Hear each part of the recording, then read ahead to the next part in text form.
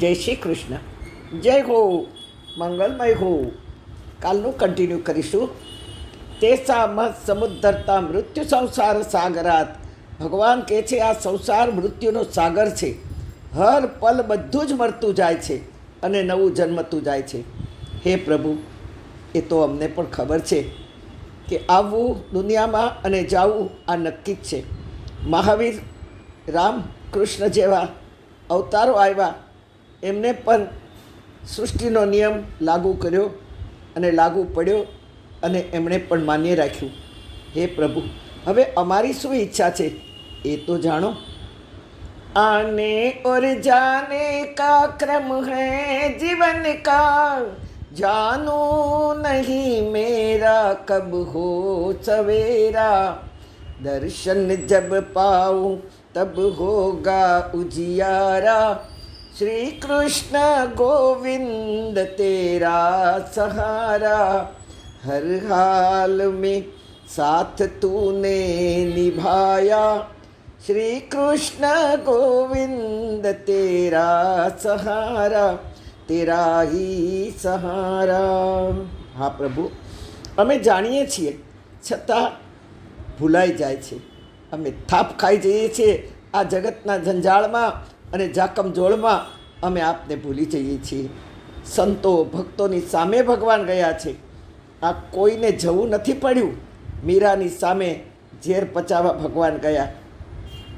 ઝેર મીરાનું અધરે લગાવ્યું, સ્પર્શે થયું પ્યાલું ભક્તિનું, કરજે જીવન મુજ જીવનનું, હોય ભલે બિંદુ શરણું, સાચું પ્રભુ તારું, દૈન્ય મીટે જુગ જુગનું મારું, નામ સ્મરું તારું, શરણું સાચું પ્રભુ તારું. કૃષ્ણ જેવો કોઈ દેવ નથી. સદાય નાનો જ રહ્યો, મોટો થયો જ નહીં કૃષ્ણને, તેથી કદી આપણે તમે કહેતા નથી. પ્રત્યેકનો મિત્ર જ રહ્યો. કોઈ જ પુરુષને ધર્મ કાર્ય માટે નહીં ઉઠાવ્યો, પણ ગોકુળની ગોપીઓ, વ્રજની વનિતાઓને દૂધ ઉત્પાદનના કામે લગાડી. આજે જુઓ 36 લાખ કલયુગની ગોપીઓ દૂધ વિતરણ કરે છે. ગામડે ગામડે, શહેરે શહેરેમાં 200 કરોડનો રોજનું ઉત્પાદક છે. કલયુગના ગામડાની ગોપીઓ અમૂલ દૂધની ડેરી કંપનીમાં કામ કરે છે, કમાઈને સંસાર ચલાવે છે.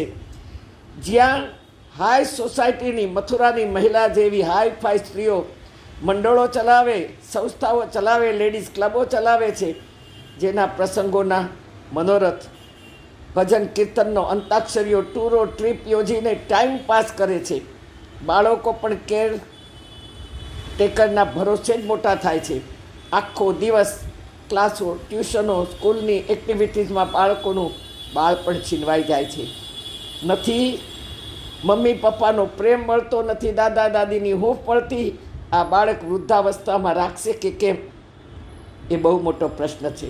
હા, જ્યાં સુધી વૃદ્ધાશ્રમો ખુલતા જાય છે ત્યાં સુધી માનજો કે બાળકો પ્રેમ ખોઈ રહ્યા છે અને મમ્મીઓ પોતાની ફરજો નેવે મૂકી અને રખડતી રહી છે. શ્રી કૃષ્ણે વૃક્ષ પર ચડતા શીખ્યું, રમતા શીખ્યું, ગિલ્લી દડાથી રમતા રમતા ક્રિકેટ જેવી ભવ્ય રમત કૃષ્ણે આપી છે. 8 બાજુથી વાંકી વળેલી કુબજાને 2 પગ પર પોતાના 2 પગ મૂકી હડપચીને જોરથી ઝટકો આપીને સીધી કરી છે. એક્યુપ્રેશર કાનાએ આપ્યું છે. તરતા કાનાએ શીખવ્યું છે. વૃક્ષ પરના ફળો તોડતા કાનાએ શીખ્યું છે. આ બધું જ કાનાએ શીખ્યું છે. પણ આપણે દરકાર કરી નહીં. આપણી આ વિદ્યાઓ, કેટલી બધી વિદ્યાઓ હતી, ચીનાઓ લઈ ગયા અને પોતાને નામ કરી લીધી. દધી મંથન કરતાં કરતાં માખણ નીકળ્યું, બાળકોને ખવડાવી તંદુરસ્ત કર્યા. આજે માખણને બ્રેડ પર લગાવીને ખાઈએ છીએ, ઠીક છે. રામ કરે તે કરવાનું મર્યાદા, કૃષ્ણ કહે તેમ કરવાનું આનંદ. ગિરિરાજનની લીલા બાદ કૃષ્ણનું સ્વરૂપ શ્રીજીનું થયું અને નેત્રો ઢળેલા જોઈ શ્રીજીની એક સખીએ પૂછ્યું કે ઠાકોરજી, આપના નેત્રો કેમ ઢળેલા છે? શું થયું છે? કાલે જવાબ આપશે શ્રીજી પોતે.